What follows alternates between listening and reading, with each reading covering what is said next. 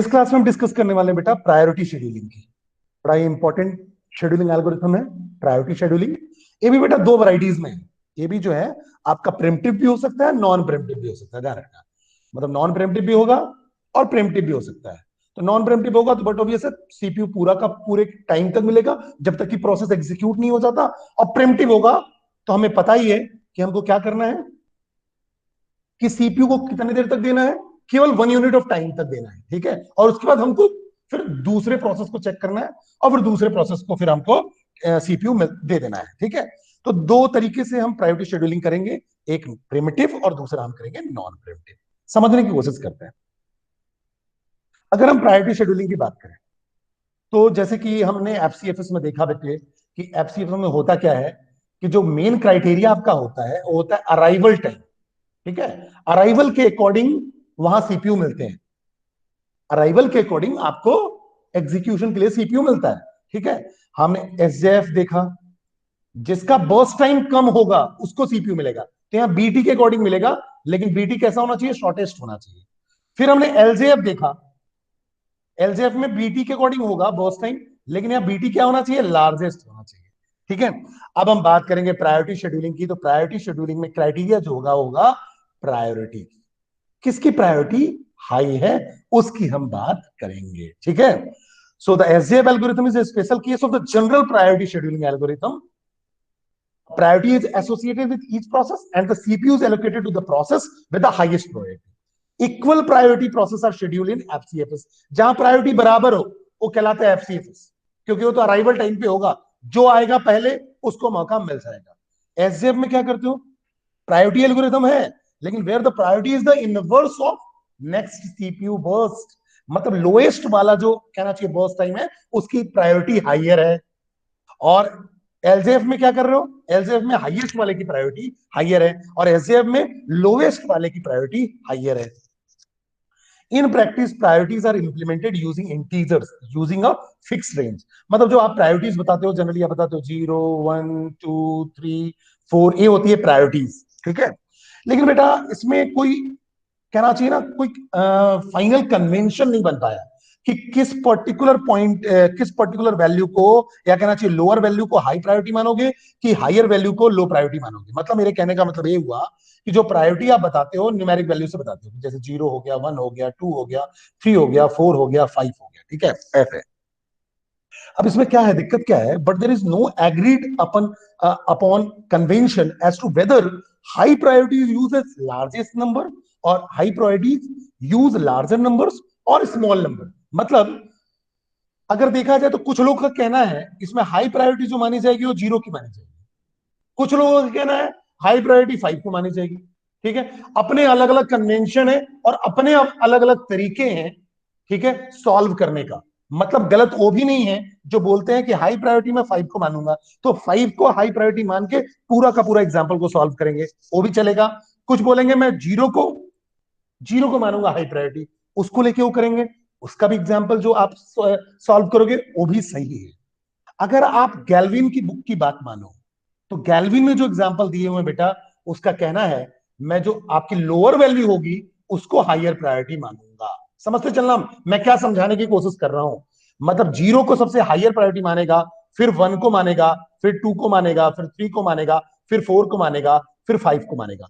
दूसरे बुक की बात करोगे, किसी दूसरे बुक की बात करोगे तो मे भी ऐसा हो सकता है कि 5 वाले को हायर माने, फिर 4 वाला का नंबर आएगा, फिर 3 वाले का नंबर आएगा, फिर 2 वाले का नंबर आएगा, फिर 1 वाले का नंबर आएगा।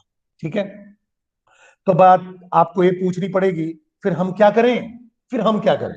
तो पहली बात समझो, हमको एक कन्वेंशन लेके चलना है, गलत दोनों में ही नहीं है बेटा, गलत दोनों ही नहीं है।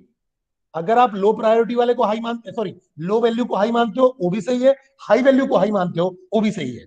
होगा क्या, इस कंफ्यूजन को दूर करने के लिए होता क्या है, इन जनरली अगर हम बात करें तो इन जनरल क्या होता है, आपको पेपर में लिखा रहेगा कि आप मान के चलो कि जो आपका प्रायोरिटी है वो हायर नंबर को लेना है, मतलब higher the number higher the priority. Question में लिखा रहेगा कि higher the number higher the priority. अगर नहीं लिखा है तो क्या करना, आप अगर नहीं लिखा हुआ है तो आप क्या करना, गैल्विन वाले स्टैंडर्ड को हम फॉलो करेंगे क्योंकि गैल्विन से अगर आप न्यूमेरिकल सॉल्व करते हो तो गैल्विन वाले स्टैंडर्ड को हम फॉलो करेंगे और हम मान के चलेंगे lower the value higher the priority, lower the value higher the priority, it means zero वाले को हम हायर प्रायोरिटी मानेंगे, ठीक है। लेकिन मैं बार बार ये कहना चाह रहा हूं, किसी ने हायर द वैल्यू और हायर प्रायोरिटी मान के उसको सॉल्व किया, गलत नहीं है, वो भी गलत नहीं है, आप क्वेश्चन नहीं कर सकते हो, बिकॉज इसमें आपस में ही जो कहना चाहिए रिसर्चर्स का मतभेद है।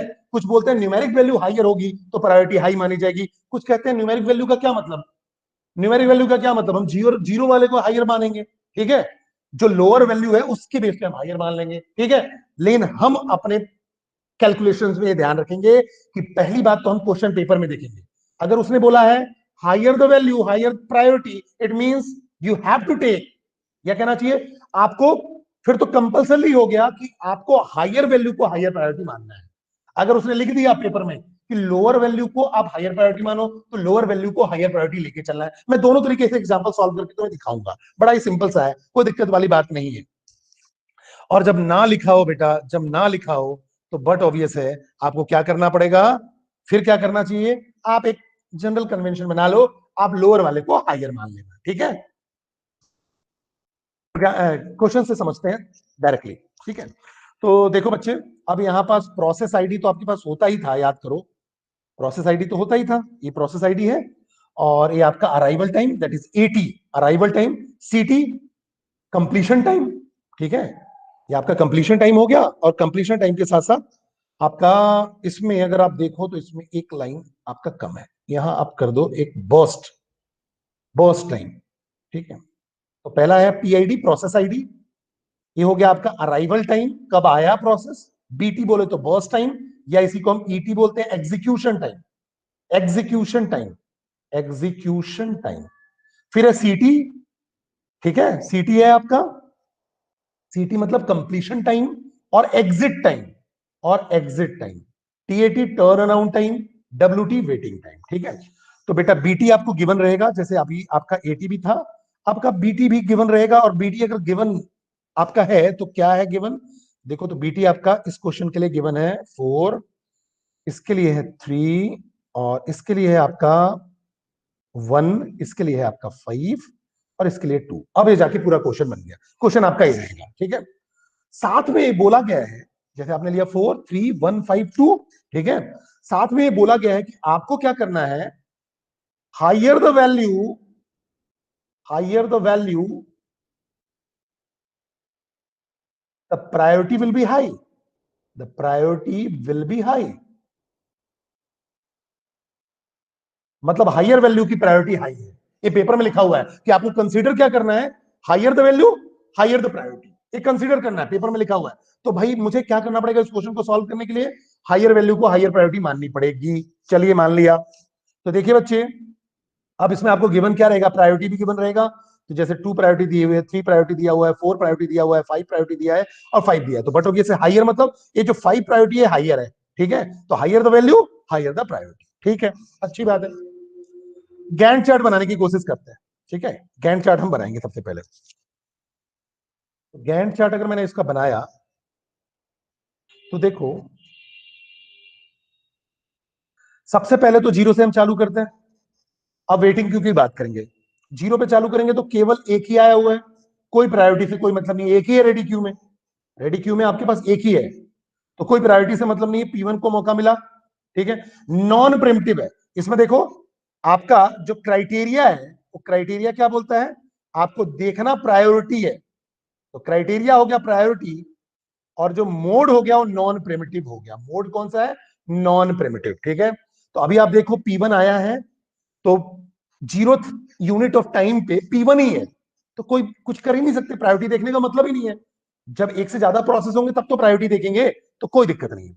हमने जीरो से लेकर और एक क्या कहते हैं बर्स्ट टाइम, इसका 4 मतलब इसका कहना है कि मुझे 4 यूनिट ऑफ टाइम चाहिए एग्जीक्यूशन के लिए, तो ले ले भाई, क्योंकि कोई और तो है नहीं, तो 4 यूनिट ऑफ टाइम मिल गया इसको, P1 एग्जीक्यूट होकर कंप्लीट हो गया, इसके प्रायोरिटी से कोई लेना देना हुआ ही नहीं, ठीक है, क्योंकि अकेला था, P1 कंप्लीट, ठीक है।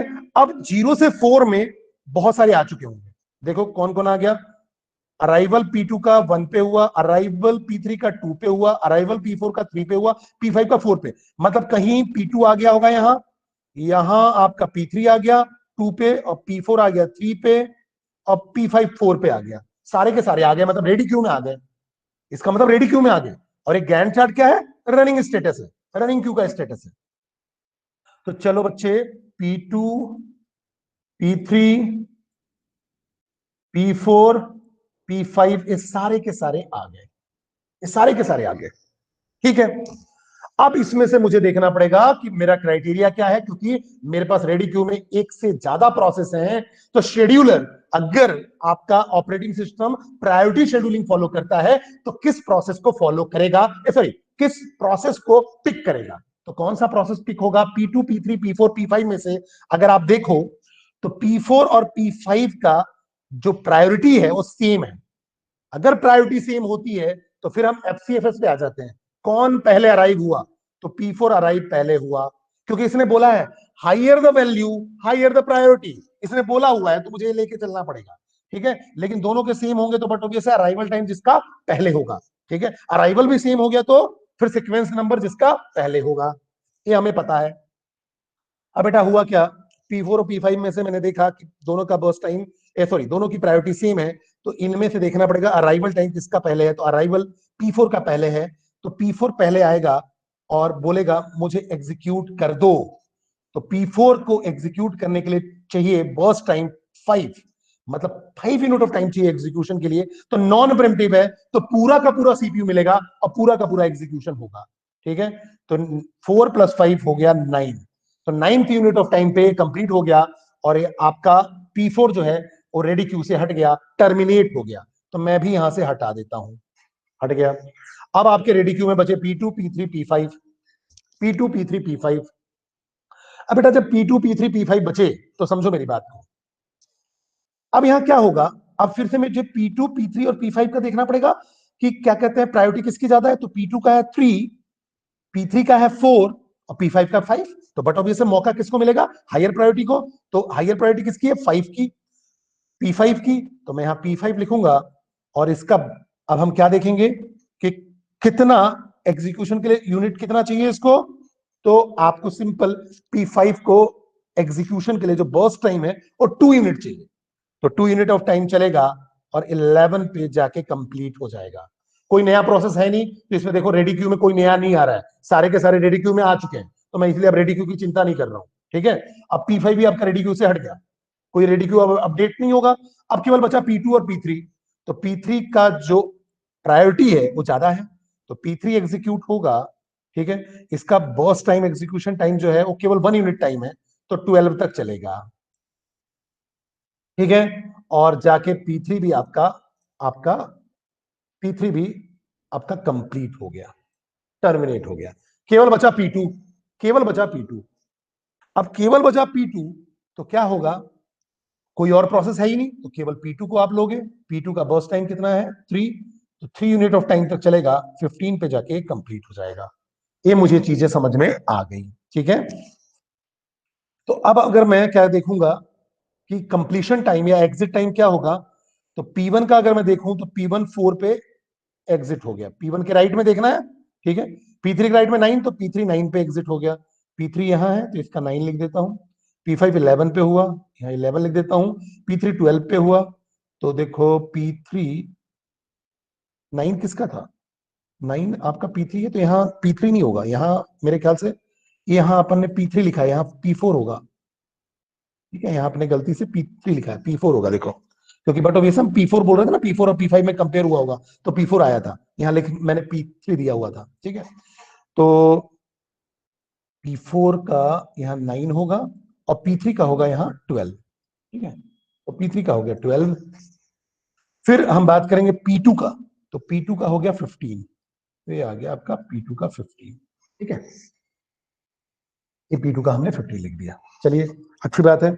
अब टर्न अराउंड टाइम तो आपको पता ही है, CT माइनस AT, तो 4 - 0 4, 15 - 1 दैट इज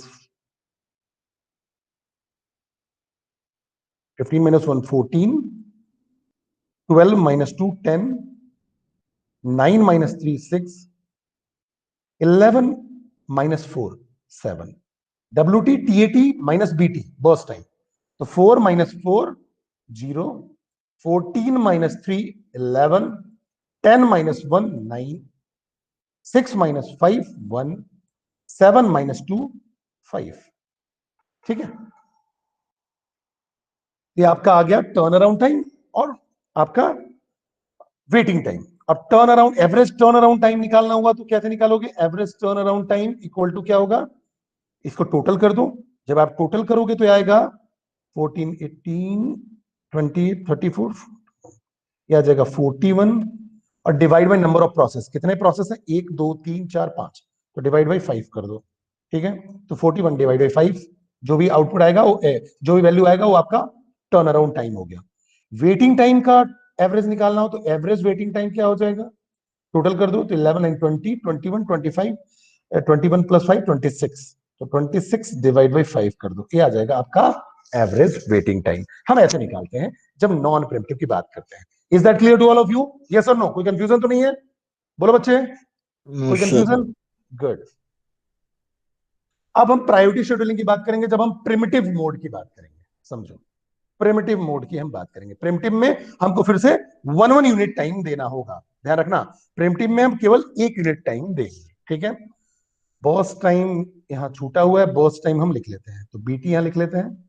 बीटी भी आपको गिवन होगा। ठीक है, तो बीटी जो है वो आपका क्या है? पिछला वाला ये है आपका, सेम क्वेश्चन की बात कर रहे हैं। तो 0 1 2 3 4, इसका बीटी होगा 4, इसके लिए बीटी है 3, इसके लिए है 1, इसके लिए है 5, इसके लिए है 2। चलिए बात करते हैं।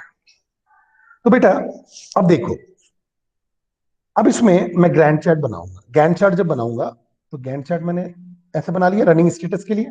ठीक है, अब क्राइटेरिया क्या हुआ? आपका जो क्राइटेरिया है, समझो, जो क्राइटेरिया है वो आपका प्रायोरिटी है। जिसकी प्रायोरिटी हाई, मैं मान के चल रहा हूं क्वेश्चन पेपर में लिखा है higher the number higher the priority. जिसका value higher the value higher the priority, जिसकी वैल्यू हाई है उसकी प्रायोरिटी हाई है। ये मान के चल रहा हूं, ये पेपर में लिखा हुआ है क्योंकि, तो मैं ऐसा मान के चल रहा हूं इस क्वेश्चन में भी। ठीक है, तो क्राइटेरिया क्या हो गया? प्रायोरिटी। और मोड क्या हो गया? प्रिमिटिव। मैं मोड मान के चल रहा हूं कि प्रिमिटिव मोड में है। चलिए, तो बच्चे प्रिमिटिव मोड में है तो केवल एक एक यूनिट हम देते जाएंगे। तो स्टार्ट तो 0 से ही होगा। स्टार्ट जब 0 से होगा तो बट ऑब्वियस है P1 को मौका मिलेगा, क्योंकि आपके पास क्यू में, रेडी क्यू में, अगर आप देखो तो रेडी क्यू में केवल P1 है, तो कोई प्रायोरिटी देखने की जरूरत नहीं है। लेकिन 1 यूनिट टाइम केवल एग्जीक्यूट होगा P1। ठीक है, और रिमेनिंग बचेगा 3 यूनिट ऑफ टाइम एग्जीक्यूशन के लिए, क्योंकि प्रिमिटिव मोड में है। ठीक है, जैसे ही 1 यूनिट ऑफ टाइम हुआ तो 1 यूनिट ऑफ टाइम पे P2 आ गया। अब P2 आ गया, P1 तो एग्जीक्यूट हो रहा था, तो यहां से रेडी क्यू में हट गया, अब P2 आ गया। अब जब P1 और P2 दोनों आ गए, P1 रनिंग स्टेट में है, P2 रेडी स्टेट में, ध्यान रखना, तो दोनों कंपेयर होंगे क्योंकि ये क्राइटेरिया प्रायोरिटी शेड्यूलिंग है। तो क्राइटेरिया क्या है? प्रायोरिटी। तो P2 का P1 से कंपेयर करो तो P2 की प्रायोरिटी हायर है, तो ये प्री एम्प्ट हो जाएगा। P1 जो होगा वो प्री एम्प्ट होके वापस से आ जाएगा रेडी क्यू में, और P2 को मौका मिलेगा एग्जीक्यूशन का। तो चलो, P2 को मौका मिला एग्जीक्यूशन का 1 यूनिट टाइम का, तो 2 पे जाके एग्जीक्यूट होगा। ठीक है, लेकिन 1 यूनिट टाइम मिला, चाहिए था इसको 3 यूनिट। चलो, तो इसका बच कितना गया? 2 यूनिट टाइम बच गया। लेकिन 2 पे फिर से अगर आप देखो तो एक प्रोसेस आपका फिर से अराइव हो गया, अराइवल टाइम 2 है, तो फिर से एक प्रोसेस आ गया, तो P3 भी आ गया रेडी क्यू में। तो P1 और P3 रेडी क्यू में है, और P2 आपका रनिंग स्टेटस में है। कंपेयर तीनों होंगे क्योंकि 3 3 प्रोसेस हो गए, तो बटोरिया से कंपेयर होना है। क्राइटेरिया क्या है? प्रायोरिटी। तो अगर आप देखो तो P1 P2 और P3 में higher the value higher the value higher the priority, ये हम मान के चल रहे हैं। तो बट ऑब्वियस है P3 की प्रायोरिटी ज्यादा है, तो P2 प्रीएम्प्ट हो जाएगा और वापस आ जाएगा रेडी क्यू में, और P3 को मौका मिलेगा। P3 आ जाएगा रनिंग स्टेट में, तो P3 को मैंने यहां से क्रॉस कर दिया। P3 रनिंग स्टेट में आया और इसको 1 यूनिट ऑफ टाइम मिला एग्जीक्यूशन के लिए। अब लेकिन P3 को केवल 1 यूनिट ही टाइम चाहिए था, तो ये हट गया, परमानेंटली हट गया। ठीक है, P3 आपका टर्मिनेट हो गया क्योंकि 1 यूनिट ऑफ टाइम ही चाहिए था। अब बेटा आपके पास केवल P1 है, P2 है, लेकिन 3 यूनिट टाइम तक P4 भी आ गया। तो रेडी क्यू में आपके पास P4 भी आ चुका है। चलिए आ गया P4, P1 और P2। अब इन तीनों का कंपेयर करेंगे तो P4 की प्रायोरिटी हाइयर है, तो P4 को मौका मिलेगा, और जैसे ही मौका मिलेगा रेडी क्यू से हट जाएगा, केवल P1 और P2 बचेंगे। 1 यूनिट टाइम एग्जीक्यूट होगा 4 तक, ठीक है। 1 यूनिट टाइम एग्जीक्यूट होगा, और जैसे ही 1 यूनिट टाइम एग्जीक्यूट होगा, बट ऑब्वियस है ये, क्योंकि सॉरी 1 यूनिट टाइम एग्जीक्यूट होगा तो ये 5 पे है, बर्स्ट टाइम 5 है, तो 4 यूनिट टाइम बच गया इसका, अभी कंप्लीट होने में 4 यूनिट टाइम बच गया, ठीक है। तो अब आप कहां पहुंच गए, 3 to 4 पे पहुंच चुके हैं, 3 to 4 पे P4 आ चुका है, ठीक है। अब आपके पास रेडी स्टेट में P1, P2 और रनिंग स्टेट में P4 है, इन तीनों की प्रायोरिटी कंपेयर होगी। तो P1 की प्रायोरिटी है बेटा 2, P2 की प्रायोरिटी है 3, और आपके पास जो P4 चल रहा है उसकी प्रायोरिटी है 5, ठीक है। लेकिन 4th यूनिट टाइम पे आपका P5 भी आ चुका है, तो अब यहां पास रेडी स्टेट में P5 भी आ गया है, ठीक है। तो P1, P2, P5 ये तीनों हैं आपके रेडी स्टेट में, और रनिंग स्टेट में P4। अब एक आपस में सारे कंपेयर होंगे, P1 भी कंपेयर होगा, P2 भी कंपेयर होगा, P5 भी कंपेयर होगा P4 के साथ, ठीक है। क्योंकि ये सारे के सारे कंपेयर होंगे, क्योंकि क्राइटेरिया है प्रायोरिटी। तो दो की प्रायोरिटी आपकी सेम है, P4 की और P5 की। मैंने बताया जब भी सेम हो जाए, क्राइटेरिया सेम हो जाए, एफसीएफएस पे स्विच कर दिया करो। एफसीएफएस मतलब अराइवल टाइम देखा करो, अराइवल टाइम भी सेम हो जाए तो सीक्वेंस देख लिया करो। तो हमने देखा कि इन दोनों का जो प्रायोरिटी है वो सेम है, तो P4 और P5 में से किसको मौका मिलेगा, जो जिसका अराइवल पहले होगा। तो P4 का अराइवल पहले है बच्चे, तो P4 को मौका मिलेगा, तो फिर से P4 को मौका मिला, ठीक है। और P4 को मौका मिला, तो अब इसका बर्स्ट टाइम बच गया 3 यूनिट, ये 5 तक चला, ठीक है। ये 5 तक चला, देखते रहो 5 तक चला। अब अगर आप देखोगे तो इसकी प्रायोरिटी हाई ही रहेगी, क्योंकि ये दोनों प्रायोरिटी हाई पे ही है, इनके अलावा किसी की प्रायोरिटी और है ही नहीं। तो हर बार क्या होगा, जब P4 P5 से कंपेयर होगा, तो P4 का अराइवल टाइम पहले है, तो यही बार बार चलेगा। तो या तो आप 4 to 5 और 5 to 6 लिखो P4, फिर P4 को आप क्या करो, यहां आप 2 हो गया, ठीक है। फिर आप क्या करो, P4 को आप 7 यूनिट तक चलाओ, अब 1 हो गया। फिर P4 को 8 यूनिट तक चलाओ, और ये पूरा कंप्लीट कर दो, या डायरेक्टली लिख देना P4 3 to 8, तो भी कोई दिक्कत नहीं है। क्यों, क्योंकि इसकी प्रायोरिटी तो हाई है, मुझे पता चल गई, और दोनों जिनकी प्रायोरिटी हाई है उसमें इसका अराइवल पहले है, तो पहले एग्जीक्यूट होगा। तो आप चाहो तो P4 स्टार्ट करके पूरा का पूरा आप जहां से चालू हो रहा है, P4 आपका जहां से भी चालू हो रहा है, जैसे 3 से चालू हो रहा है, तो 3 to 8 तक आप पूरा का पूरा लिख सकते हो, कोई दिक्कत नहीं है, ठीक है। अब ये आपका एग्जीक्यूट हो गया कंप्लीटली, तो टर्मिनेट हो जाएगा, ठीक है, टर्मिनेट हो गया। अब आपके पास रेडी क्यू में बचा है P1, P2 और P5। तो बट ऑब्वियसली P5 का देखो, P5 की प्रायोरिटी हाइयर है, तो P5 आया है यहां, यहां आ गया P5, इसकी प्रायोरिटी हाइयर है, और इसका जो बर्स्ट टाइम है, वो बर्स्ट टाइम कितना है, बर्स्ट टाइम इसका देखो 2 यूनिट टाइम है, ठीक है। तो P5 आपका अगर देखो तो 9 तक चलेगा, और 9 के बाद फिर 1 यूनिट फिर इसी का चलेगा, क्योंकि इसका प्रायोरिटी सबसे हाइयर है। तो मैं डायरेक्ट चाहूं तो लिख दूं 8 to 10, P5 ही चलेगा, क्योंकि पहले 8 to 9 चला, अब फिर इसकी प्रायोरिटी सबसे हाइयर होगी, तो 9 to 10 चलेगा, तो आप 8 to 10 में लिख दो P5। P5 आपका टर्मिनेट हो गया, रेडी क्यू से हट गया था पहले भी, और टर्मिनेट भी हो गया। अब आपका केवल क्या बचा, P1 और P2, केवल P1 और P2 बचा, समझो, केवल P1 और P2 बचा। P1 और P2 में से आप कंपेयर करोगे, P1 और P2 में से आपने कंपेयर किया, तो देखो P1 और P2 में से प्रायोरिटी किसकी हाइयर है, P2 की। अब P2 चलेगा, और 1 यूनिट बढ़ाने की जरूरत नहीं है, P2 ही चलता रहेगा जब तक ना हो जाए। तो कितना यूनिट बचा है, 2 यूनिट, तो 12 तक चलेगा।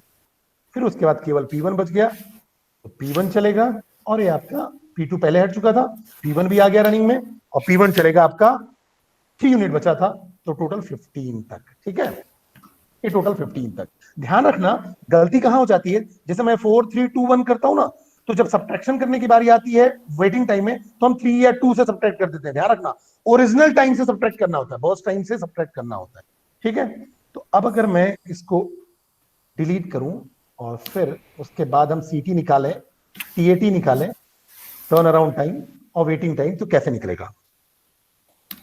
तो देखो, अब अगर हम इसकी कंप्लीशन टाइम की बात करेंगे या एग्जिट टाइम की बात करेंगे, तो P1 का लास्ट ऑकरेंस देखो, सबसे लास्ट उसका राइट, तो P1 का लास्ट ऑकरेंस यहां है, उसका राइट है यहां, तो 15, ठीक है। P2 की बात करें, P2 यहां है और राइट में क्या है 12, तो क्या हो जाएगा 12। फिर हम P3 की बात करें, P3 के राइट में देखो 3, लास्ट ऑकरेंस है ये, इसके बाद नहीं मिलेगा कहीं, तो 3। फिर P4 का लास्ट ऑकरेंस यहां है, फिर राइट में 8, ठीक है। फिर P5 की बात करें, P5 का लास्ट ऑकरेंस कहां है, यहां, ठीक है। लास्ट ऑकरेंस का राइट देखो, तो हम यहां क्या लिख देंगे 10। बेटा अनम्यूट कर दो, किसी का माइक चालू है बेटा, अनम्यूट कर दो, डिस्टर्बेंस हो रहा है, अनम्यूट करो जिसका भी माइक चालू है। फिर हम टर्न अराउंड टाइम की बात कर रहे हैं, तो टर्न अराउंड टाइम कैसे निकालते हैं।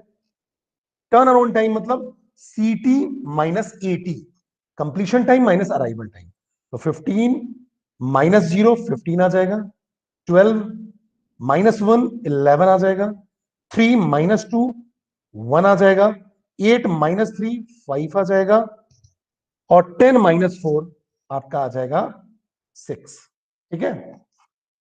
अब उसके बाद वेटिंग टाइम का मतलब क्या हुआ, TAT minus burst time, turn around time minus burst time, तो 15 minus 4 11, 11 minus 3 8, 1 minus 1 0, 5 minus 5 0, 6 minus 2 4। Average निकालना है, इसका टोटल करके डिवाइड बाई जितने प्रोसेस हैं डिवाइड बाई 5, ठीक है। तो इसका आ जाएगा 41 आ रहा है या कितना आ रहा है, जस्ट मिनट, 15 प्लस 10 26 27 38, सॉरी 38, तो 38 डिवाइड बाई 5, ये कितना आएगा 19 प्लस 4 23 डिवाइड बाई 5, ठीक है। तो ये आपका आ जाएगा एवरेज टर्न अराउंड टाइम, ये आ जाएगा average waiting time. Is that clear to all of you. Primitive mode भी समझ में आ गया, क्लियर है या नहीं है बेटा, बताओ क्लियर है या नहीं है। जिसको कोई डाउट है पूछ सकता है बेटा, क्लियर है या नहीं है, बोलो बच्चे, कोई डाउट किसी को, समझ में आ गया, बढ़े आगे, is that clear. Yes sir. Good. इसका एक लास्ट और एग्जांपल हम लेते हैं प्रिमिटिव मोड में ही, प्रायोरिटी शेड्यूलिंग का, ठीक है। और फिर एक आपको एग्जांपल मैं बताऊंगा, वो आपको खुद सॉल्व करना होगा, ठीक है। तो अगर इसमें देखो, इसमें आप जो गैंट चार्ट बनाओगे, ये आपका गैंट चार्ट बनेगा, ठीक है। और इसमें बर्स्ट टाइम ले लो आप, बर्स्ट टाइम भी दिया रहेगा आपका, और बर्स्ट टाइम में आप इसका मान लो 5 है, इसका 4 है, इसका आपका 3 है, इसका आपका 5 4, इसका 2 है, सॉरी इसका 2 है, और इसका 1 है, 5 4 2 1, ठीक है। अब इसमें भी आपके पास क्वेश्चन में लिखा हुआ है, higher the value higher the priority, higher the number higher the priority, आपका लिखा हुआ है क्वेश्चन में ही लिखा हुआ है, higher the number higher the priority, higher the priority लिखा हुआ है, ठीक है। तो मुझे हायर वैल्यू को ही हायर प्रायोरिटी मानना पड़ेगा, ठीक है। क्राइटेरिया क्या है, क्राइटेरिया हो गया प्रायोरिटी, मोड क्या है प्रिमिटिव, मोड हो गया प्रिमिटिव, ठीक है। अब बेटा सबसे पहले 0th यूनिट टाइम की बात करेंगे, तो कोई दिक्कत ही नहीं है, P1 आया, प्रिमिटिव मोड में है तो 1 यूनिट देंगे, केवल 1 यूनिट दे दिया मैंने, 1 यूनिट दिया तो 4 पे हो गया, ठीक है, क्योंकि रेडी क्यू में केवल P1 था, तो P1 हटा और क्यू में आपके रनिंग स्टेट में आ गया, किसी से कोई कंपटीशन नहीं था। अगर एक से ज्यादा प्रोसेसेस होते तो मुझे प्रायोरिटी देखनी पड़ती, चलो अच्छी बात है। अब क्या हुआ, 1 यूनिट टाइम पे अब आपके पास P2 भी आ चुका है, तो रेडी क्यू में P2 आया, P2 और P1 कंपेयर होंगे रनिंग स्टेट से, कंपेयर करेगा P2, क्यों, क्योंकि अब हायर प्रायोरिटी को मौका मिलेगा। तो देखो P2 की प्रायोरिटी हायर है, तो P2 को मौका मिला, और P2 यहां आया, P2 को मौका मिला, देखो P2 यहां आया, और P2 क्या करेगा, 1 यूनिट टाइम तक चलेगा, तो 2 तक चला, ठीक है। अब इसको केवल चाहिए 3 यूनिट ऑफ टाइम, लेकिन इस टाइम तक 2 टाइम तक आपके पास रेडी क्यू में P2 तो यहां आ चुका था, और P1 वापस से प्रीएम्प्ट हो चुका था इसमें रेडी क्यू में, लेकिन 2 यूनिट टाइम तक आपके पास P3 भी आ चुका है, देखो P3 भी आ गया 2 यूनिट टाइम तक। तो रेडी क्यू में आपके पास P1 और P3 दोनों है, जो कंपेयर किससे होंगे? P2 से। ठीक है, तो बट ऑब्वियसली P3 की प्रायोरिटी ज्यादा है, तो P3 इन होगा और P2 क्या हो जाएगा? प्री एम्प्ट हो जाएगा। तो यहां से ये हटा, अब आपके पास रेडी क्यू में P2 और P1 है। P3 आपका 1 यूनिट ऑफ टाइम तक चला, 3 तक। ठीक है, अब 3 में कोई प्रोसेस आया नहीं, देखो 3 तक कोई प्रोसेस नहीं आया। ठीक है, तो बट ऑब्वियसली 3 तक कोई प्रोसेस नहीं आया, केवल P2 और P1 ही थे। तो इनके कंपैरिजन में तो P3 हाइयर ही है, इनके कंपैरिजन में तो P3 हाइयर ही है। 1 यूनिट चल चुका है 1 यूनिट, 1 यूनिट और बचा हुआ है। तो फिर कंपेयर आप करोगे P2 P1 P3 का, तो P3 का ही आपको प्रायोरिटी हाइयर मिलेगा, तो P3 1 यूनिट और चल जाएगा। ठीक है, या तो आप P3 को 2 to 4 लिख दो, या 2 3 4 जैसे चाहो। 1 यूनिट आप दे रहे हो तो एक साथ ना भी लिखना चाहो तो 1 यूनिट आप देते जाओ, जैसी मर्जी आपकी। ठीक है, लेकिन जैसे ही 1 यूनिट चला, ये पूरा का पूरा एग्जीक्यूट हो गया, तो P3 आउट हो गया, टर्मिनेट हो गया। अब जैसे ही 4th यूनिट आया, तो P4 भी आपका रेडी क्यू में आ चुका है। अब आपके पास रेडी क्यू में P1 P2 P4, ये तीनों कंपेयर होंगे बेटा, ये तीनों कंपेयर होंगे। तो जब P1 P2 और P4 कंपेयर होंगे, तो आप देखो अब आपका कंपैरिजन चालू हुआ, तो P1 का प्रायोरिटी है 10, P2 का प्रायोरिटी है 20 और आपका P4 का प्रायोरिटी है 40। तो बट ऑब्वियसली P4 को मौका मिलेगा, तो P4 को मौका मिला। बॉस टाइम कितना है? 1 यूनिट, 1 यूनिट वैसे भी चलाना है मुझे, तो 4 to 5 तक चला, कंप्लीट। ठीक है, तो P4 पहले ही रेडी क्यू से हट गया था, रनिंग में आया, रनिंग से टर्मिनेट हो गया। ठीक है, अब आपके बच गया P1 और P2, केवल P1 और P2। तो P2 जो है वो हायर प्रायोरिटी का है, तो P2 पूरा चला दो, क्योंकि अब इसका नंबर तो आएगा ही नहीं जब तक ये पूरा नहीं चलेगा। कितना यूनिट बचा था? 3 यूनिट। तो 3 यूनिट चलाने के लिए कितने तक चलेगा? 5 + 3 8। फिर उसके बाद लास्ट में क्या बच गया? केवल रेडी क्यू में P1 बचा है, उसको कितना चाहिए? 4 यूनिट। तो 8 + 4 कितना हो गया? 12। ठीक है, अब अगर मैं इसका कैलकुलेट करूं,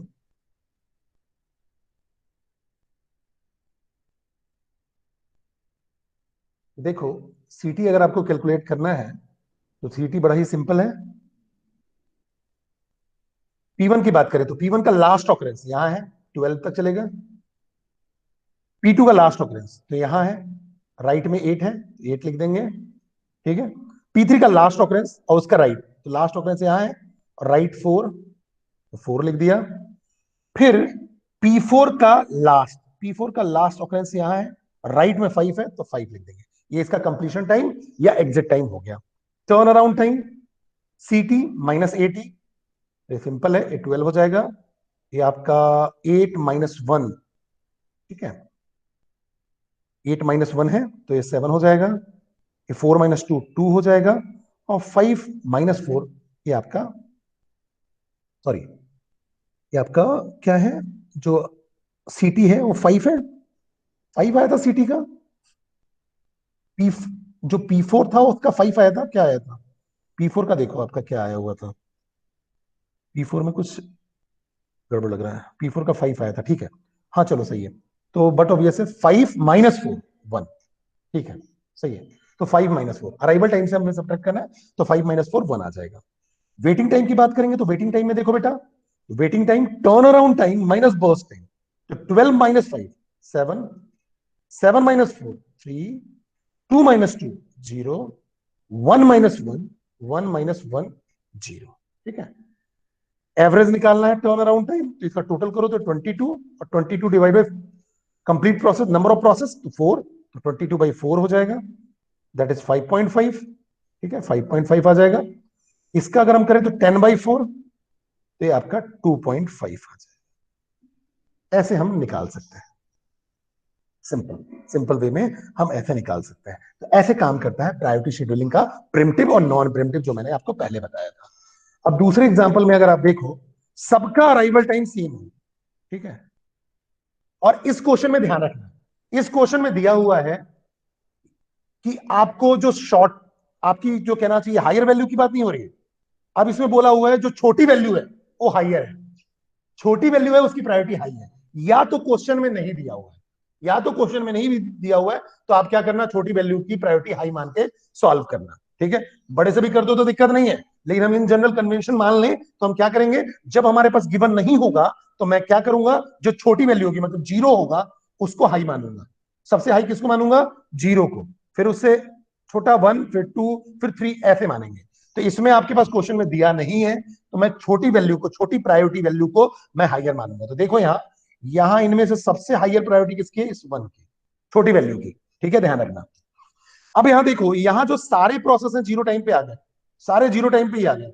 तो इसका मतलब रेडी क्यू में आपके पास P1 भी है, P2 भी है, P3 भी है, P4 भी है और P5 भी है। रेडी क्यू में पांचों के पांचों प्रोसेस हैं। तो बट ऑब्वियसली हायर प्रायोरिटी को मौका दोगे। हायर प्रायोरिटी इसमें क्या है, जो लेस वैल्यू है वो हायर प्रायोरिटी है। या तो क्वेश्चन में दिया हुआ है या नहीं दिया हुआ, तो मैं मान के चल रहा हूं कि लेस वाले को मैं लेके चलूंगा। ठीक है, और पहले वाले जितने भी मैंने आपको क्वेश्चन सॉल्व किए उसमें लिखा हुआ था higher the number higher the priority, या higher the value higher the priority. ठीक है, यहां नहीं लिखा हुआ है तो मैं मान के चल रहा हूं लोएस्ट वैल्यू को हायर प्रायोरिटी। ठीक है, तो इसमें लोएस्ट वैल्यू किसकी है, P2 की, तो इसको हायर मान लिया क्योंकि सारे जीरो टाइम पे आ गए। तो P2 को पहले मौका मिलेगा, तो P2 को पहले पूरा का पूरा P2 को ही मौका मिलेगा ना, क्योंकि उसकी प्रायोरिटी सबसे पहले है। तो इसका जितना बर्स्ट टाइम है पूरा का पूरा दे दो। ठीक है, तो P2 को मौका मिला 0 to 1। ठीक है, क्यों दे रहा हूं, क्योंकि नॉन प्रिमिटिव वे में चल रहा है तो पूरा का पूरा आपको देना ही पड़ेगा। नॉन प्रिमिटिव में चल रहा है तो यहां कोई बात ही नहीं है, ये नॉन प्रिमिटिव है। ठीक है, तो पूरा का पूरा सीपीयू मिलेगा ही मिलेगा। तो 0 to 1 मिल गया इसको। ठीक है, ये आपका P2 हट गया, हटा दो, P2 हट गया आपका, टर्मिनेट हो गया। वैसे भी रेडी क्यू से हटा था, वहां से हटा दिया। फिर इनमें से देखो P5, P5 की प्रायोरिटी हाई है, तो P5 को यहां से रेडी क्यू से हटाओ, रनिंग में लाओ, और कितना बर्स्ट टाइम चाहिए इसको, 5। तो 1 + 5 कितना हो जाएगा, 6, तो 6 तक ये चल गया। ठीक है, P5 भी आपका हट गया, P5 को भी हटा दो। उसके बाद देखो फिर किसकी प्रायोरिटी हाइयर है, फिर प्रायोरिटी बचा कौन कौन सा, P1 P3 P4। इनमें से हाइयर प्रायोरिटी किसकी है, P1 की, 3, क्योंकि लोअर की बात कर रहे हैं, लोअर वाला हाई है, यहां लोअर वाला हाई है। तो P1 को मौका दूंगा, और इसका बर्स्ट टाइम कितना है, 10। तो नॉन प्रिमिटिव है तो कंप्लीट सीपीयू मिलेगा, तो 6 + 10 16 तक चलेगा। अब आपका P1 भी हट चुका है, टर्मिनेट हो चुका है। फिर उसके बाद P3 और P4, P3 और P4 में से इसका प्रायोरिटी हाई है क्योंकि लो है, तो P3 आपका यहां से हटेगा और रनिंग में आएगा। और कितना बर्स्ट टाइम चाहिए इसको, 2 यूनिट, तो 16 + 2 18 तक चलेगा। फिर बात आएगी P4 को, P4 को मौका मिलेगा और उसको केवल 1 यूनिट चाहिए, 19 तक चलेगा। ये गैंट चार्ट बन गया, बाकी तो आप खुद ही निकाल लोगे। ठीक है, दूसरा, अब इस दूसरे क्वेश्चन में आप देखो, इस दूसरे क्वेश्चन में तो इसमें भी जो आपका काम हो रहा है, प्रिमिटिव प्रायोरिटी शेड्यूलिंग की बात हो रही है। इसमें भी आप क्या चल कर रहे हो कि आपका जिसका प्रायोरिटी, जिसकी भी प्रायोरिटी की हम बात कर रहे हैं लो है, जिसकी भी प्रायोरिटी लो है, सॉरी, जिसका भी वैल्यू लो है उसकी प्रायोरिटी हाई है। ठीक है, तो ये भी आप सॉल्व कर सकते हो। ठीक है, इसको आप क्या करना, दो तरीके से सॉल्व करने की कोशिश करना, एक तो नॉन प्रिमिटिव और एक प्रिमिटिव तरीके से सॉल्व करने की कोशिश करना। नॉन प्रिमिटिव और प्रिमिटिव, जब सॉल्यूशन आ जाएगा दोनों में से, तो एक आपको पता चल जाएगा कि किसका आउटपुट है, नॉन प्रिमिटिव का है कि प्रिमिटिव का, क्योंकि अब आप बना लोगे, अब आपको दिक्कत नहीं है। ठीक है, लेस वैल्यू को लेके आप चलना, लेकिन लेस वैल्यू को मान के चलना कि हायर प्रायोरिटी है। ठीक है, तो ये क्वेश्चन आप कर लेना। अब अगर हम बात करें प्रायोरिटीज की, तो प्रायोरिटीज कैसे असाइन की जाती है, इंटरनली या एक्सटर्नली। ठीक है, internal priorities are assigned by the operating system using criteria such as average burst time, ratio of CPU, input output की एक्टिविटी क्या है, सिस्टम रिसोर्सेज कौन कौन से यूज कर रहे हैं, या कर्नल के फैक्टर्स क्या क्या है। एक्सटर्नल प्रायोरिटीज की बात की जाए तो जॉब की इंपॉर्टेंस क्या है, फी कब पेड हुआ, या पॉलिटिकल, जैसे अपन एक्सटर्नल प्रायोरिटी में पॉलिटिकल अप्रोच लगी हुई है। ठीक है, जॉब की इंपॉर्टेंस क्या है, वीआईपी बंदा है, ये एक्सटर्नल प्रायोरिटीज होगी। हम इंटरनल प्रायोरिटीज में तो कंप्यूटर सिस्टम की बात करें तो कंप्यूटर सिस्टम के रिसोर्सेज या बर्स्ट टाइम या इनपुट आउटपुट एक्टिविटी की बात करेंगे।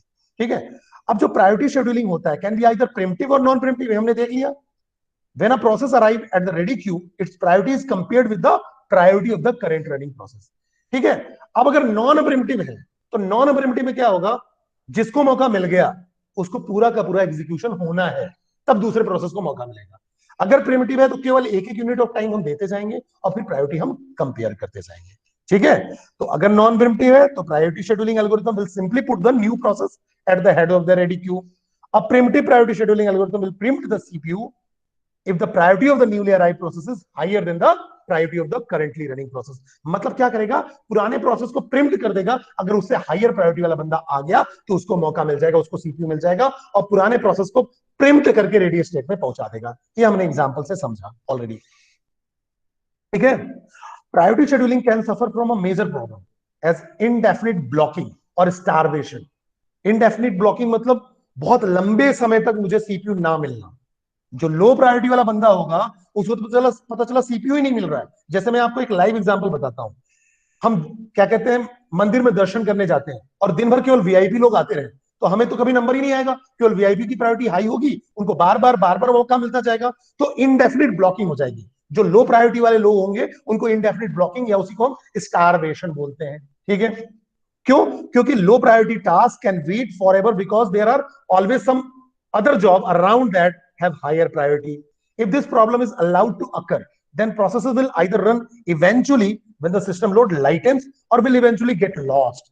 अब इस केस में क्या होगा, या तो लोड हो जाएंगे जब कहना चाहिए सिस्टम लोड लाइट को, या तो जो प्रोसेस होगा वो अपने प्रोसेस को शट डाउन कर लेगा या क्रैश हो जाएगा, ठीक है।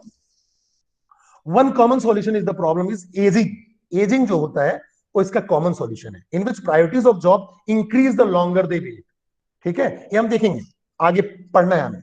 Under this scheme a low priority job will eventually get its priority raise high enough that it gets run. इसमें करते क्या है कि जो लो प्रायोरिटी वाले हैं उनका भी हम धीरे धीरे प्रायोरिटी बढ़ाते जाते हैं। क्यों? क्योंकि उनका वेटिंग टाइम बढ़ता जा रहा है, तो प्रायोरिटी भी हम उनके साथ साथ इंक्रीज करते जाते हैं जिससे कि उनको मौका मिल सके। इसका सॉल्यूशन है इज दैट